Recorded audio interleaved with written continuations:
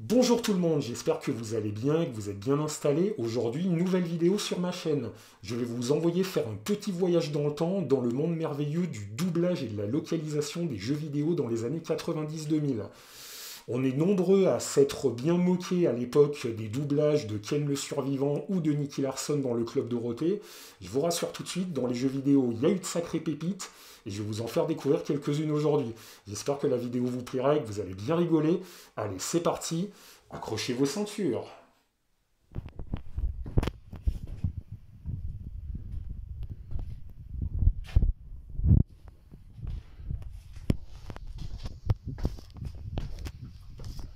Welcome. What are you reading? Alors forcément, des localisations un peu foirées et des doublages à la con, il y en a eu pas mal de par le passé dans le jeu vidéo. Je vais malheureusement pas pouvoir tous vous les présenter parce qu'il y en aurait pour très longtemps, on va pas se le cacher. Donc là, je vais vraiment vous présenter les œuvres qui m'ont vraiment marqué et vous allez voir, rien qu'avec ça, il y a déjà de quoi bien rigoler et j'espère que ça va bien vous plaire. Allez, on est parti sans plus attendre. Pour bien attaquer cette chronique, on va tout de suite tailler dans le vif. Je vais vous parler de nos amis les ninjas. Mais alors attention, je ne vais pas vous présenter le stéréotype classique du ninja. On va éviter les mecs par exemple à la Shinobi. Alors le gars il se balade en pleine journée, il bousille des trafiquants de drogue par paquet de 50 et surtout il est beaucoup trop voyant. Donc ça, pas intéressant, on le jette.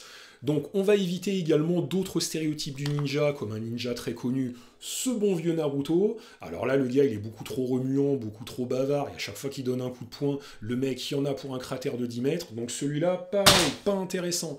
Donc moi, je vais vraiment vous parler du vrai ninja, le mec qui se tapit dans l'ombre, qui est là pour faire du sale, pour exécuter la basse besogne, et qui est un petit peu plus subtil. Enfin, plus subtil, ça dépend de qui c'est qu'il incarne. Alors attention, je vous le sors, voilà. Ça, c'est du vrai ninja. Tenchu Stealth Assassin sur PS1, l'un des jeux qui a contribué à créer l'infiltration sur cette console. On va commencer par celui-là parce que croyez-moi, il y a une sacrée VF et je pense qu'on va bien se marrer. On est parti. You are the wind that moves through the air unseen. You are the darkness that goes unnoticed in the night. You are the lightning that strikes unannounced. You are the ninja, Rikimaru. You are the ninja who kills by stealth. You are the ninja who cannot be stopped. You're the ninja needs to sneak up on some of that dog poop in the backyard. Tenchu stealth assassins live by honor, kill by stealth. Avant d'attaquer la partie test à proprement parler, petite précision importante.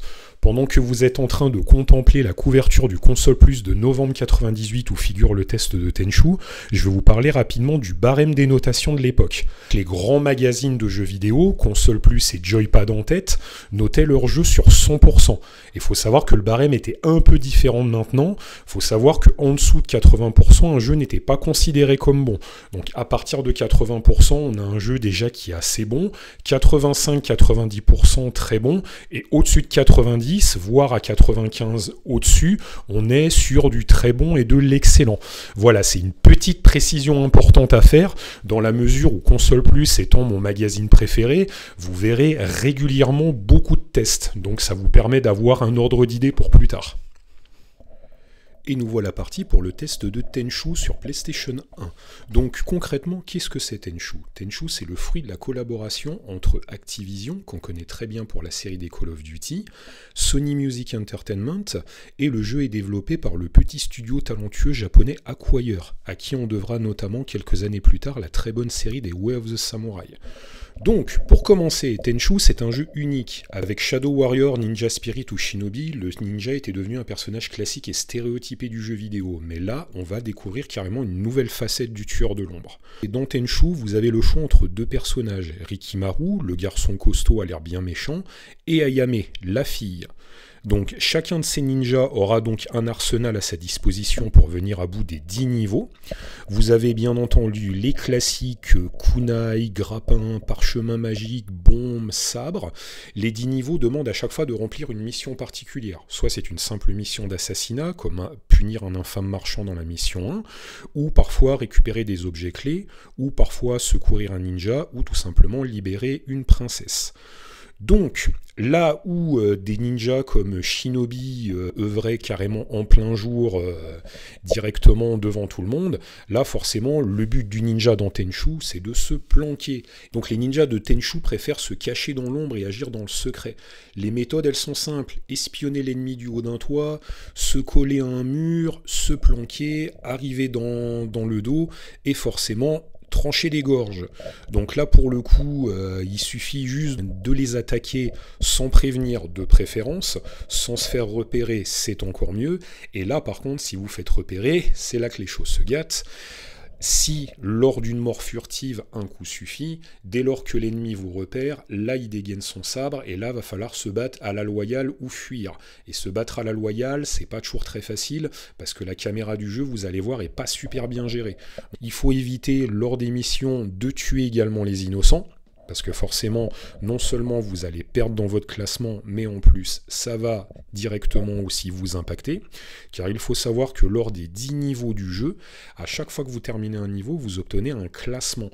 Et selon le nombre de fois où vous ferez repérer, le nombre de morts furtifs que vous ferez, vous aurez un classement en conséquence, allant de voyou, ninja, maître ninja et grand maître. Forcément, la distinction la plus grande, c'est d'être directement grand maître. On va quand même faire un peu de scoring.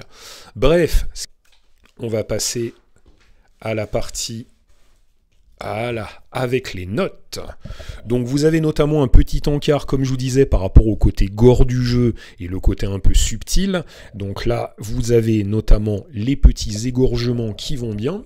Vous avez également un petit panel des ennemis assez sympathiques que l'on croise dans le jeu, donc des ninjas, des samouraïs, et on peut même aller jusqu'à rencontrer des démons. Mais là, comme vous voyez, la gueule du démon, merveilleux, quoi. On dirait plus un extraterrestre de Roswell, et encore, là, croyez-moi, vous l'avez pas vu bouger.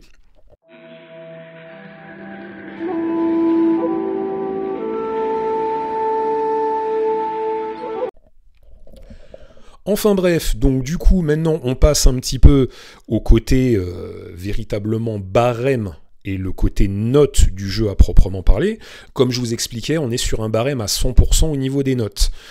Bon, je vais pas vous faire perdre du temps à détailler directement tous les aspects du jeu. On commence avec une cinématique en noir et blanc, en image de synthèse assez sublime, avec une musique qui est juste magnifique. Petite anecdote au passage, selon que vous ayez l'édition originale comme moi ou l'édition rééditée Platinum, l'introduction change. C'est un petit plus, c'est assez sympa. Là après on passe un petit peu aux parents pauvres du jeu, c'est-à-dire les graphismes et les animations, qui là forcément ne sont pas parfaites. Comme on expliquait notamment, le jeu est assez sombre et de temps en temps, il y a quand même pas mal de petits bugs, notamment au niveau de l'affichage, notamment au niveau de l'animation, donc du coup ça rend l'action pas toujours très lisible, et bon courage surtout pour ceux qui veulent se mettre au jeu maintenant. Sinon on a carrément donc là le grand atout du jeu, c'est son côté sonore. Faut savoir que, comme je vous l'avais dit dans l'introduction, le jeu est coproduit par Sony Music, donc autant vous dire qu'ils ont mis les moyens et que les musiques sont absolument fabuleuses. Là on est vraiment dans l'ambiance Japon féodal et ça colle mais juste parfaitement au propos. Les bruitages sont également très bons. Quand vous tranchez une gorge, quand vous tuez un ennemi, il y a vraiment des bruitages qui sont assez réalistes. Et bien entendu, côté bruitage, on va très vite revenir également sur la localisation et surtout la traduction française. Et vous allez voir, c'est pas piqué des verres. On termine rapidement donc sur l'intérêt du jeu à proprement parler. Donc sa durée de vie qui est assez conséquente car les 10 niveaux offrent une très grande rejouabilité. Entre le fait d'avoir des classements, on a également la possibilité d'avoir plusieurs dispositions d'ennemis différentes, donc ça rend véritablement les choses assez passionnantes à gérer. Donc on passe également aussi à la jouabilité qui, comme forcément vous vous en doutez, n'est pas vraiment parfaite du fait justement des graphismes et de l'animation un petit peu en retrait, mais on finit quand même sur un jeu qui obtient une note globale de 91%. Donc ce qui en fait, d'après les critères de console plus, ce que l'on appelle un méga hit. Donc méga hit, c'est un jeu qui obtient plus de 90%. Un jeu qui obtient plus de 90%, c'est synonyme qu'on est sur du très bon jeu. Et quand vous avez une note qui est au-delà de ça, vous pouvez y aller, on est vraiment sur du très bon. Autre point assez sympathique sur les tests de console plus, c'est les petits encarts jaunes que vous voyez ici, de part et d'autre de la page. Souvent, les jeux étaient testés par plusieurs testeurs, et chacun donnait son petit avis sur le jeu, sa propre sensibilité, et également, justement, c'était intéressant de voir à quel point parfois les avis pouvaient diverger. Certains sont à fond, d'autres le sont un peu moins. Donc ça, c'était un petit détail que j'aimais bien dans Console Plus à l'époque, parce que ça permettait vraiment d'avoir plusieurs sons de cloche. Donc, petit aparté, maintenant on attaque les choses sérieuses, c'est un peu pour ça qu'on est là. On va parler notamment du doublage et de la localisation du jeu, qui pour le coup est assez fabuleuse. On était dans une période où à la fin des années 90, les éditeurs vraiment voulaient bien faire. Ils faisaient vraiment des gros efforts pour la localisation et la traduction, et devant le côté émergent du marché du gaming à l'époque, forcément, il y avait quand même du budget. Mais alors, je ne sais pas s'il y a eu vraiment beaucoup de budget, mais là, la VF, elle est absolument fabuleuse. Donc je vais vous faire découvrir quelques extraits. On va commencer notamment par l'un des dialogues, moi, qui me fera le plus rire du jeu. C'est notamment dans la première mission avec l'infâme marchand. Alors vous allez voir, c'est une scène qui est absolument mythique. Allez, c'est parti. Allez, viens me voir.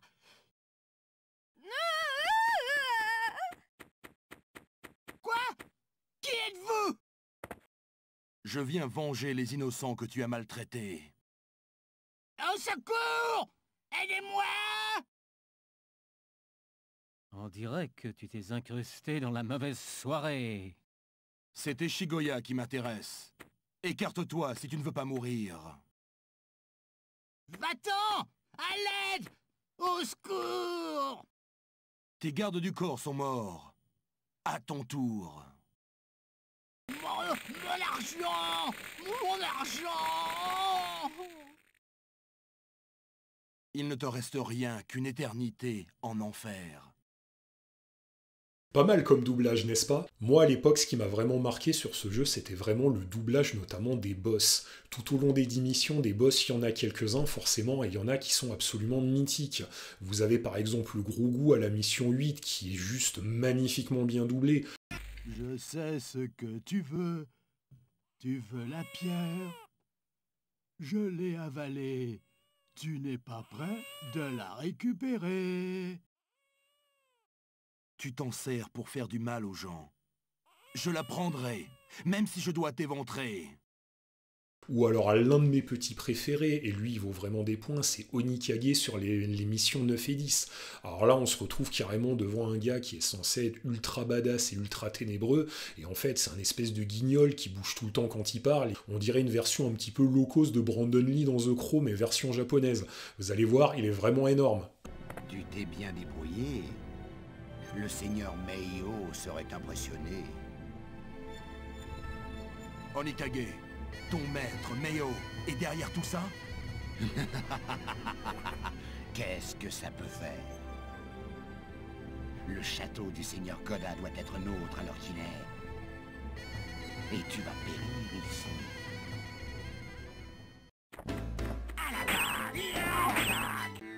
Tu es venu au-devant de ta mort, à ce que je vois. Tu es donc revenu. C'est la dernière fois, crois-moi. Quelle naïveté. Tu ne peux absolument rien contre moi. C'est ce qu'on va voir. Franchement, le mec il est tellement ridicule et il bouge tellement dans tous les sens que parfois la caméra elle est complètement à la masse, elle arrive même pas à le suivre. Donc ça franchement c'était encore quelque chose de vraiment génial et qui rend le jeu vraiment mais tout particulièrement attachant je trouve. En bref, pour finir ce segment sur Tenchu, je dirais tout simplement que le titre est vraiment mythique et pour moi il a vraiment une place toute particulière dans mon cœur parce que c'était non seulement les débuts de l'infiltration sur console, mais ce côté doublage justement un peu bidon, un petit peu surjoué, rajoute quand même là encore un côté très attachant au titre. Et là-dessus, c'est un jeu qui pour moi restera quand même bien dans mes annales et dans mon cœur de joueur. Transition, regardez, j'ai récupéré mes lunettes. Certains vont se dire « Oh, le mec, il fait du faux raccord !» Mais non, c'était complètement voulu, c'est un effet de style. J'avais piqué un petit parchemin magique à Rikimaru Tenchu pour pouvoir enlever mes lunettes pendant le test. Mais là, pour le coup, je les récupère, et sans transition, on va attaquer véritablement la grosse partie de la vidéo, parce que là, maintenant que j'ai toute votre attention, on va s'attaquer véritablement à du lourd, du très lourd. On va carrément aller voir le grand chef, le big boss, et c'est le cas de le dire. On ne peut pas parler de localisation et de traduction française mythique sans parler, bien entendu, du grand Metal Gear Solid sur PlayStation. Alors, le grand chef-d'œuvre de Hideo Kojima, sa mise en scène cinématographique, toutes ses références hollywoodiennes, son gameplay absolument novateur qui a vraiment amené l'infiltration sur console encore plus que Tenchu. D'ailleurs, ce qu'il faut savoir également, c'est qu'il est sorti au Japon au moment où Tenchu sortait chez nous en Occident. C'est assez rigolo.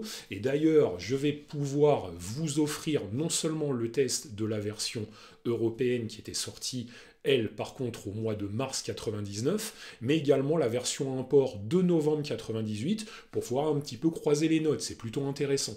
Donc du coup, là forcément, Metal Gear, beaucoup plus de gens connaissent, donc on va directement plus passer au test tout de suite, sans avoir une introduction un peu pompeuse. Allez, c'est parti. Et un nouveau retour dans le temps, nous sommes en automne 98 à la sortie japonaise de Metal Gear Solid. Alors j'insiste bien sur la sortie japonaise du jeu en automne 98, car déjà, petite anecdote sympa pour les jeux d'infiltration, il est sorti au Japon à peu près en même temps que Tenchu est sorti chez nous. Directement, les chiens ne font pas des chats, mais surtout, je vais pouvoir vous parler d'un truc très intéressant qu'on avait à l'époque et qu'on n'a plus tellement maintenant, en fait, c'est l'import. Il faut savoir qu'à l'époque, contrairement à maintenant où la plupart des gros jeux sortent uniquement en sortie quasi mondiale, il y avait à l'époque véritablement 6 mois, voire 1 an d'écart entre des sorties japonaises, américaines et européennes. Donc là, pour le coup, ce qui était bien à l'époque avec justement la presse spécialisée, c'est qu'on pouvait découvrir bien à l'avance des tests, et le fait d'avoir des tests bien en avance, ça permettait surtout à l'époque où nous étions un petit peu plus jeunes et pas forcément très fortunés, de pouvoir tout simplement bien mettre de côté pour pouvoir acheter le jeu en version officielle bien des mois plus tard. Donc du coup, on va enchaîner directement sur le test de Metal Gear Solid. Donc je vais vous faire découvrir non seulement les notes de la version japonaise, mais également celles de la version européenne, et bien entendu, on va parler également de doublage et on va encore bien se marrer. C'est parti! Donc, nous allons continuer maintenant avec le test de Metal Gear Solid dans le console plus de mars 1999. Bon, là, en l'occurrence, vous avez une magnifique couverture avec Final Fantasy VIII, mais ça, on y reviendra bien plus tard, je pense, dans une prochaine vidéo. Alors, sans transition, on y va. On ouvre le D-Magazine et nous tombons donc sur le test du précieux Metal Gear Solid. Donc pour ceux qui ont vécu dans une grotte ces 20 dernières années, ou tout simplement ceux qui découvrent un petit peu le rétro gaming, qu'est-ce que c'est en soi? C'est juste l'un des jeux qui a défini le genre de l'infiltration sur console et PC. Console et PC tout simplement parce que Metal Gear Solid, tel que vous le voyez, n'était pas le premier de la série. À la base, les premiers Metal Gear étaient sortis sur le MSX. C'était une sorte de PC japonais. Il y avait eu donc 2 épisodes, Metal Gear et Metal Gear Solid Snake, qui d'ailleurs avaient été portés sur Nintendo NES à l'époque. Enfin, portés avec, on va dire, un peu plus de malchance. Les jeux, malheureusement, n'étaient pas super bien finis. Et donc, Metal Gear Solid 1, donc en novembre 98 en Japon, et pour le coup, donc à la fin du mois de février en Europe, est venu directement redistribuer les cartes, et là on a vraiment eu une claque sans précédent. Je vais vous donner ma petite histoire personnelle. Je suis allé jusqu'à braver une gastro pour aller chercher mon exemplaire du jeu en magasin par grand temps de froid, alors que les stocks commençaient vraiment à devenir assez faméliques. Donc ça restera quand même un souvenir assez impérissable. Donc on va commencer un peu ce test avec déjà une mention importante. Ce que vous voyez ici. Console plus d'or. Alors là, le console plus d'or, c'était la distinction ultime que pouvait avoir un jeu dans console plus à l'époque. Console plus d'or, pour vous donner un petit indice, c'est plus de 95%. Donc 95%, quand un jeu est noté 95%, c'est un jeu d'anthologie. Clairement, on va pas se mentir. Et là, pour ceux qui connaissent déjà MGS, l'anthologie, elle est là, et la légende, elle est bien présente. Donc, je vous refais une petite présentation pour ceux qui ne connaîtraient pas. Donc, Metal Gear Solid, c'est l'histoire de Solid Snake, donc un agent d'élite envoyé en Alaska pour mater une rébellion qui menace de balancer des ogives nucléaires un peu partout dans le monde via une arme sophistiquée et révolutionnaire qui s'appelle, je vous le donne en mille, Metal Gear. Et donc pour vous aider, vous avez tout un arsenal que vous devez trouver sur place. Le but du jeu, c'est de vous infiltrer, c'est-à-dire vous faire repérer là encore le moins possible. Et ce qu'il faut savoir, c'est que bien entendu, vous aurez beaucoup de choses pour vous aider.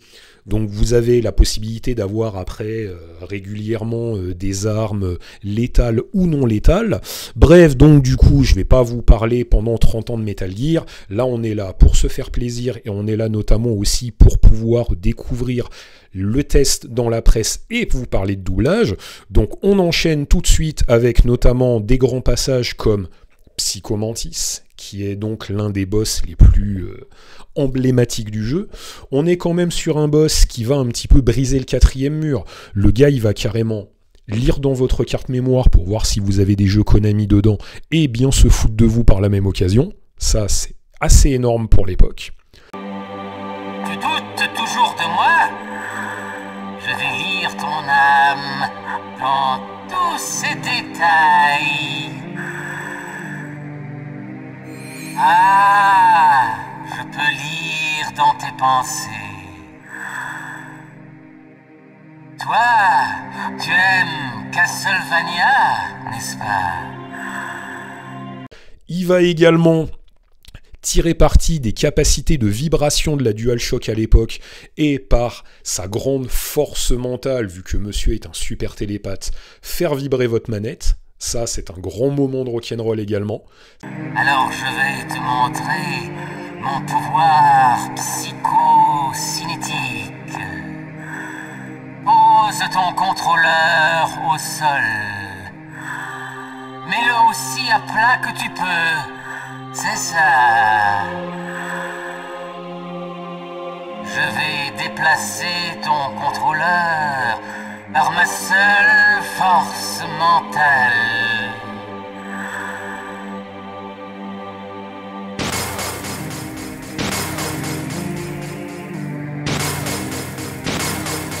Alors, qu'en penses-tu?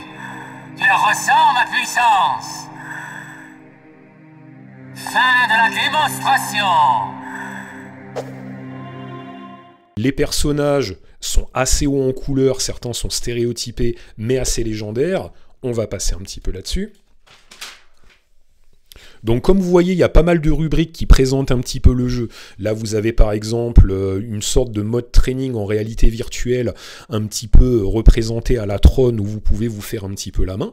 Vous avez également quelques petits encarts qui vont vous présenter donc notamment la planque et l'infiltration, parce que là, pour le coup, on est un jeu où il faut beaucoup se planquer et éviter d'être repéré, parce que là encore, si vous vous faites repérer, c'est un petit peu la mouise, mais là encore, heureusement, vous pouvez compter sur une magnifique intelligence artificielle.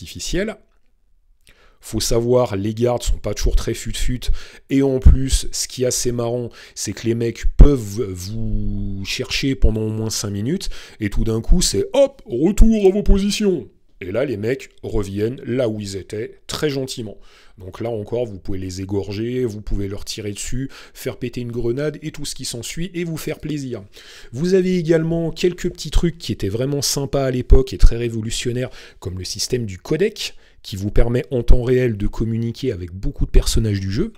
Et également, un truc qui est assez sympa, c'est que pour l'époque, sur PlayStation, ils étaient allés un petit peu loin dans le osé. Là, vous avez un petit encart assez sympa qui s'appelle Snake le Dragueur. Faut savoir qu'il y avait pas mal de fesses dans Metal Gear Solid 1. En fait, de fesses, c'est le cas de le dire. Notamment, vous avez Meryl qui, comme le dit souvent Snake, a un super derrière. Et il y a quelques passages aussi assez sympas où régulièrement Snake va notamment draguer Mei Ling, la petite opératrice, coopératrice, Meryl en l'occurrence. Vous avez également un passage d'anthologie où vous avez Psychomantis, le télépathe, qui va prendre possession du corps de Meryl et faire des grosses avances bien appuyées à Snake. Donc du coup, là encore, on est quand même sur un jeu assez novateur de ce côté-là. Snake, est-ce que je te plais? Mais qu'est-ce que c'est? Je te plais? Embrasse-moi, Snake. Ça va pas? Vite, fais-moi l'amour. Snake, j'ai envie de toi. Qui est-ce? Quoi? T'aimes pas les femmes? Meryl n'est pas elle-même. N'utilise pas ton arme. C'est Psychomantis. Il contrôle Meryl. Cette chanson, c'est la musique qu'il utilise pour ça. N'utilise pas ton arme, et c'est plutôt de l'assommer.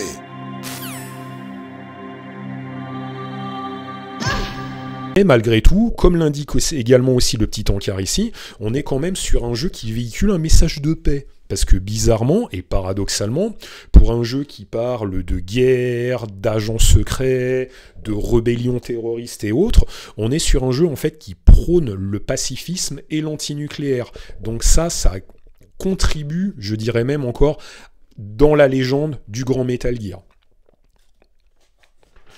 On enchaîne également avec donc les 2 dernières pages du test, où là vous allez avoir donc un petit descriptif, notamment de quelques petites astuces pour bien débuter dans le jeu. Donc ça c'est plutôt intéressant et ça permet un petit peu d'avancer. Vous avez également des boss énormes comme Sniper Wolf, notamment donc la cure de snipeuse qui va tout simplement vous provoquer en duel, un duel assez anthologique. Vous avez, là vous le voyez pas très bien, mais vous allez très bien le voir dans mon extrait, Grey Fox, le fameux cyborg ninja magnifiquement bien doublé, avec des punchlines absolument terribles. Snake. C'est donc toi le ninja. Je t'attendais, mon cher Snake. Qui es-tu? Ni ami, ni ennemi. Je viens d'un monde où de telles épithètes n'ont aucune valeur. Maintenant, fais-moi sentir vivant.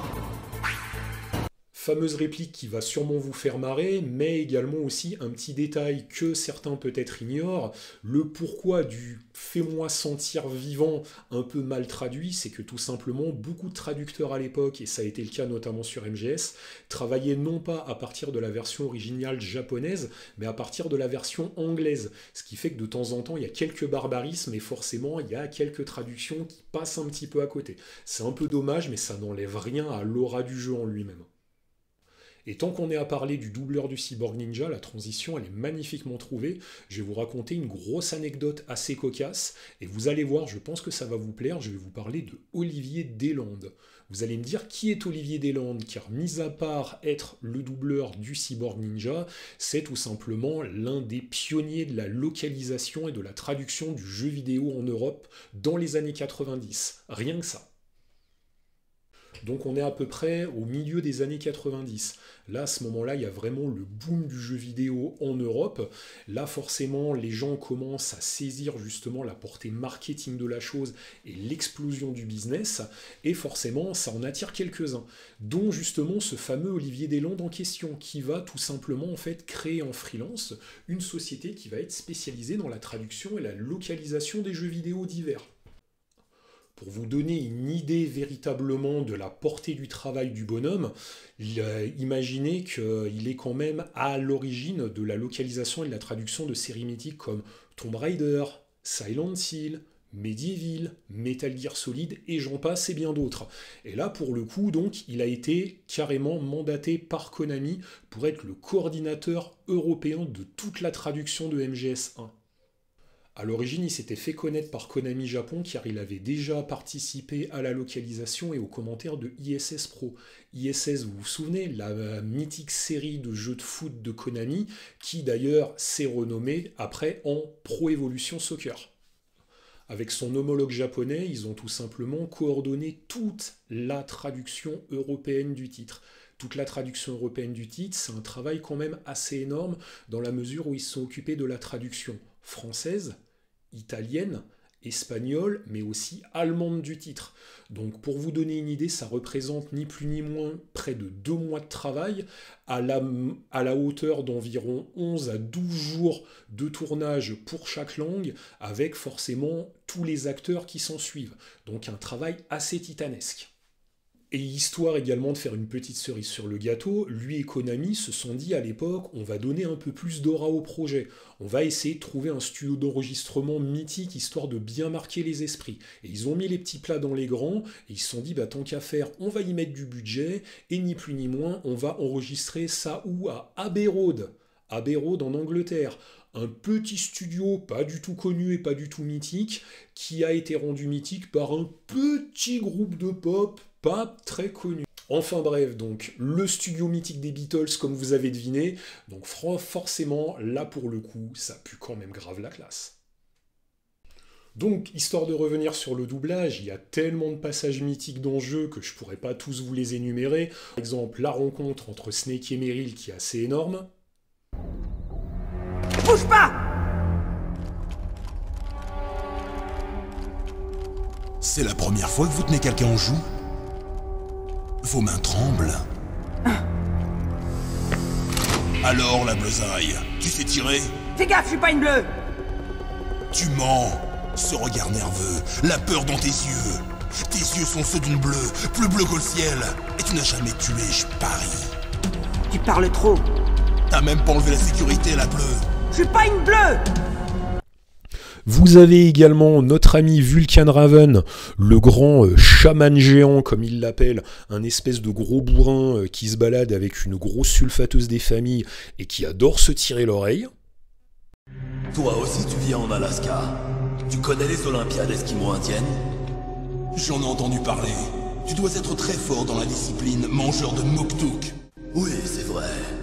Mais il y a une autre catégorie dans laquelle j'excelle. Le tirage d'oreille esquimau.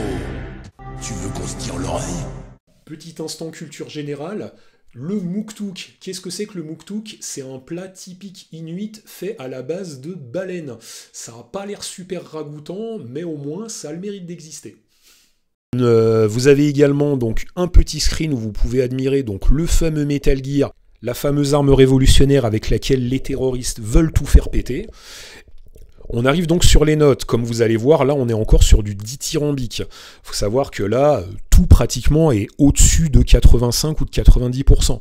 Donc la présentation avec les cinématiques en temps réel qui, pour l'époque, étaient merveilleuses à 94%. Les graphismes à 96%. À l'époque, sur PlayStation, c'était ultra fin et on ne pouvait pas faire mieux. Les animations étaient magnifiques. Les temps de chargement étaient, pour l'époque, bien entendu, quasi imperceptible. Grâce au codec, grâce aux petites transitions et au fondu en noir, ils arrivaient vraiment très bien à cacher un petit peu la misère.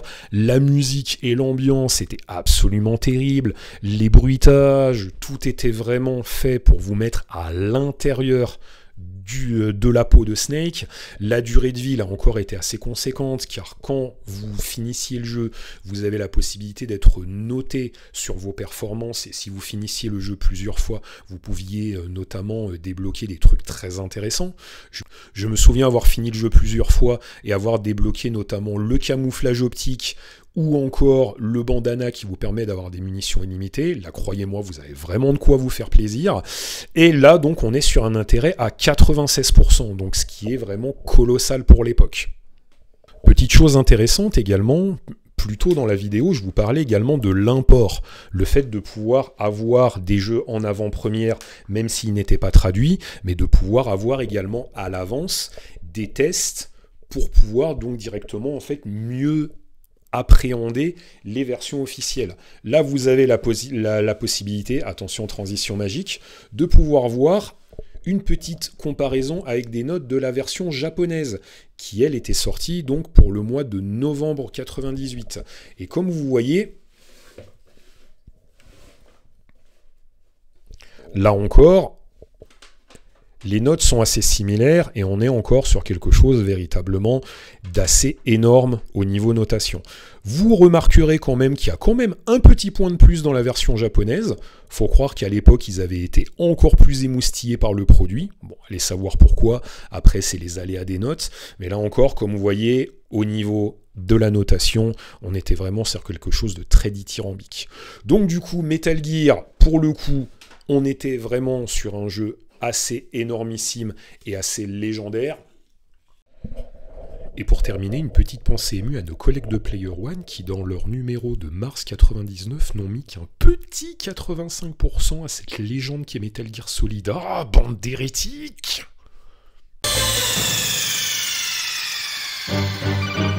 Snake, réponds-moi, Snake! Bon, maintenant qu'on en a fini avec des légendes comme Tenchu ou Metal Gear, je vous rassure tout de suite, on va pas se laisser là-dessus. J'ai encore 2-3 pépites à vous faire découvrir et 2-3 petits jeux bien doublés avec les pieds. Allez, c'est parti, on enchaîne. Retour à la fin des années 90, plus précisément au mois d'octobre 99, dans un console plus un peu spécial que vous voyez dédié à la frénésie Star Wars épisode 1. Donc là, dans ce numéro, je vais vous faire découvrir le petit test d'un jeu fort sympathique qui aurait pu être malheureusement bien meilleur s'il avait été sorti notamment dans les temps. Nous voilà devant Legend of Foresia sur PlayStation 1, donc sorti en ce bel automne 1999, avec malheureusement un différentiel énorme de 2 ans de retard par rapport à sa sortie au Japon sous le nom de Blaze and Blade. Et là où surtout c'est assez intéressant de s'attarder dessus, c'est que d'une, c'était l'un des seuls actions RPG de l'époque qui pouvait sur PlayStation proposer un mode jusqu'à 4 joueurs simultanément, ce qui était plutôt pas mal. Malheureusement, le fait de sa sortie tardive en cette période de Final Fantasy VIII, de sortie de Dreamcast et de début de nouvelle génération, c'était malheureusement très en retard. Donc techniquement parlant, comme vous voyez au niveau des notes, le jeu est complètement à la ramasse. Et là où surtout je vous le présente aujourd'hui, c'est que les cinématiques sont d'une version française absolument débilissime et complètement mal doublée, mais vraiment là on est vraiment sur du doublage complètement fait avec les pieds. Je pense que là les doubleurs étaient complètement à côté de leur pompe et ça donne une saveur toute particulière.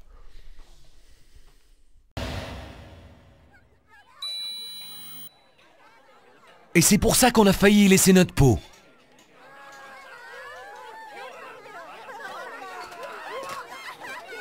Ras-le-bol, j'en ai marre.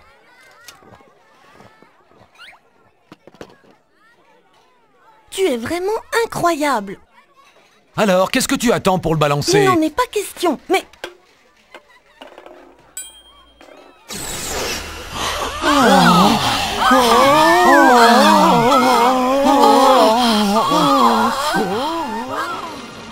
Mais qu'est-ce que... Eh, c'est à vous ce truc? Vous ne voulez pas me le vendre, je l'achète tout de suite. Alors, qu'est-ce que vous en dites?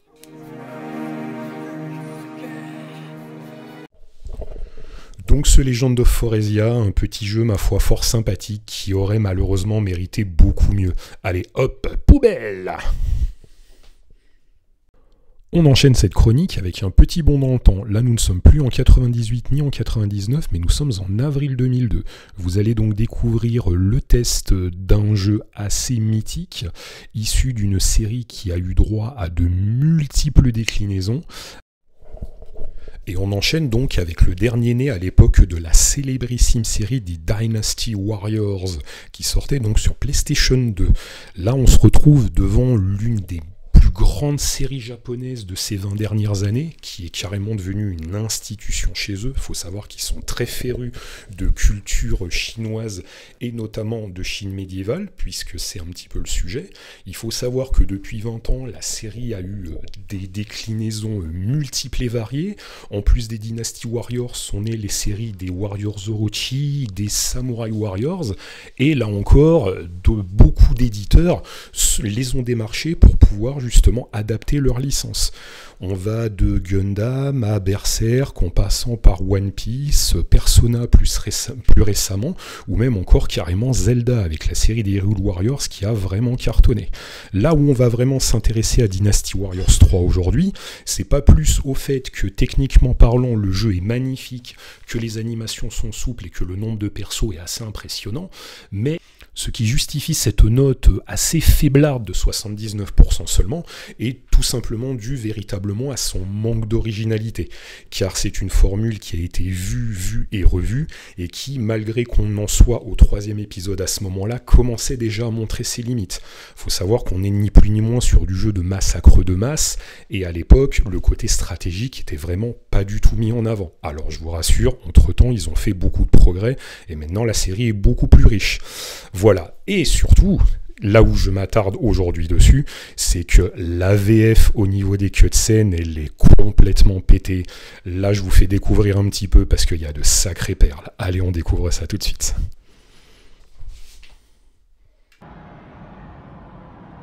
Ah, les rats se rassemblent. Ne sois pas si pressé. Je suggère, monseigneur Yuan Shao. Très bien. D'accord. J'accepte la position de commandant en chef et je jure d'éliminer ce traître de Dong Zhuo. C'est cela, la file de ceux qui suivent Liu Bei? Incroyable! On dirait un fleuve. Nous devons alors détruire Liu Bei maintenant. L'armée de Cao Cao, bien que massive, n'est qu'une cohue. Il n'y a pas à avoir peur. Et à présent, pour terminer cette chronique, un petit focus sur un jeu qui va bien plus loin que les années 90 et 2000. Là, nous sommes en janvier 2011, et je vais vous faire découvrir le test d'un petit RPG qui aurait pu être, ma foi, fort sympathique, mais qui est handicapé par une technique un peu limite et une VF complètement abusée. On est parti! Et c'est donc en début de cette année 2011 que sort un petit RPG sympathique, Two Worlds 2, sur PlayStation 3 et Xbox 360, qui très logiquement est la suite de Two Worlds 1, qui à l'époque était un petit RPG occidental sans grande ambition et malheureusement sans grande technique. Ils reviennent et ils font un petit peu mieux. Alors un petit peu mieux, malheureusement, c'est pas forcément suffisant pour faire un grand jeu, mais en tout cas on se retrouve sur un jeu plutôt sympathique, avec un gameplay assez riche, des quêtes à foison et des musiques très réussies, malheureusement handicapé par beaucoup d'imperfections, pas mal de bugs, une IA complètement bête à pleurer et surtout une VF absolument énormissime. Là très clairement on est peut-être devant l'une des pires VF qu'on ait jamais vues. Et là en tout cas je vous mets un petit extrait, vous allez voir, régalez-vous. Il devrait y avoir une porte dérobée dans ce mur. Une porte dérobée dans un château? Qui s'en serait douté? Pas le temps de plaisanter. Il nous faut trouver le levier pour l'ouvrir. J'ai passé pas mal de temps dans ce château. Le levier devrait être quelque part dans cette pièce. Trouvez-le. Je garderai la porte. Je vois que vous avez trouvé le levier. Nous devons nous faufiler et traverser la salle du trône, là devant. Restez à mes côtés et accroupissez-vous. Avec un peu de chance. Je suis juste derrière vous. Vous appréciez la vue? Attendez mon retour. Compris, maître. Monseigneur, il s'est passé quelque chose. Les gardes, ils sont tous morts. Leurs cadavres ont été trouvés dans les oubliettes. Et il s'est enfui. Quoi? Espèce de bon à rien. Trouvez-le tout de suite. Nous empalez-vous sur votre épée.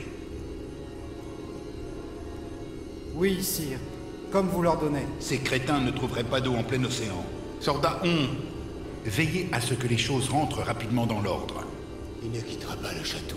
Soyez-en rassurés. J'ai des choses à faire. Et Sordaon, n'oubliez pas, je le veux vivant.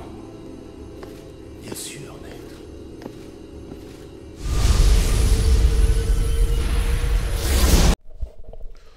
En bref, pour reprendre nos amis les nuls, Two Worlds 2, un RPG qui est bien, mais pas top. Et bien voilà, c'est la fin de cette première vidéo chronique sur la chaîne de Zombicide. J'espère que vous avez passé un très bon moment dans cette petite incursion dans le monde du doublage, que vous avez bien rigolé et que ça vous a bien plu. Je vous remercie encore de tout votre soutien. J'espère vous retrouver très rapidement pour plein de nouvelles vidéos et également quelques petites rubriques supplémentaires. C'est le moment de vous demander le truc habituel de YouTube, c'est-à-dire le petit pouce qui va bien, les abonnements et les partages. Donc n'hésitez pas pour ne rien louper des prochaines vidéos.